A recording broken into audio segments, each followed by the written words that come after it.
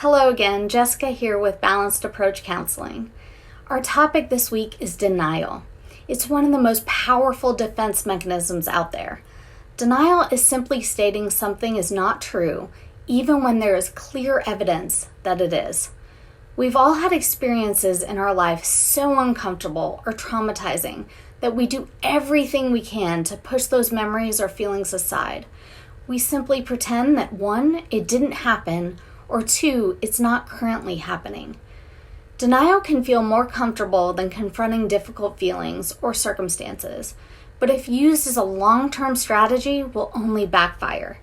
Denial is easier in the moment, but only intensifies the negative experience and makes it much more difficult to move on from.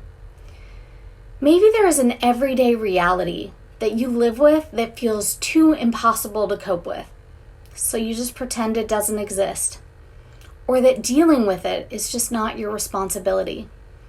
Denial creates the ostrich effect. You know, when the birds bury their heads in the sand to hide? I know it can be scary, and what you're facing is probably no joke. But if you want to heal, grow, and learn, you have to face yourself first and foremost, and that requires true bravery. Like I mentioned before, denial can be useful in the short term because it allows us to get to a safe place to be able to process the difficult emotions. If you experience a traumatic event or the death of a loved one, your first response will probably be shock and denial. It's your body's way of protecting itself. It's breaking up the pain so it doesn't hit you all at once. The short-term consequences of denial can be feelings such as sadness, loneliness, and anxiety. But the long-term effects of denial leave you feeling like you're stuck in that trauma because you've never actually worked through it. There's this phrase out there, fake it until you make it. That's the poster child for denial.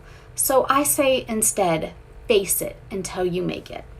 Sometimes it's better not to take the easy way out. Well, to be fair, that's the case most of the time. Denial can be so strong that we don't realize we're doing it. So if you don't realize how you're doing it, then how do you expect to fix it, you ask? Great question. This is where you need an outside feedback. A trained therapist can point out ways you are using denial to cope with a situation. Finding a therapist you trust can be very important. Sometimes a friend or family member can see it as well. It's often very hard for the individual experiencing denial to self-identify as such, but there are some questions to ask in order to do a self-check. 1, do you spend a lot of time wishing a situation hadn't happened or had turned out differently? Or 2, do you find yourself refusing to accept circumstances even though it's reality? If you answered yes, then you may want to explore ways that denial is holding you back. Denial ties us to a false narrative that doesn't exist. It takes emotional, mental, and even physical energy to keep that false narrative alive.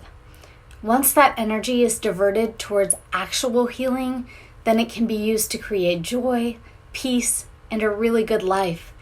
This is where we move on from simply surviving and start thriving. We can't change the past, and we can't control the future. But if we deal with denial in the present, then we can have an authentic life. Because I think that's what we're all truly looking for in the end. Stop at nothing to get it.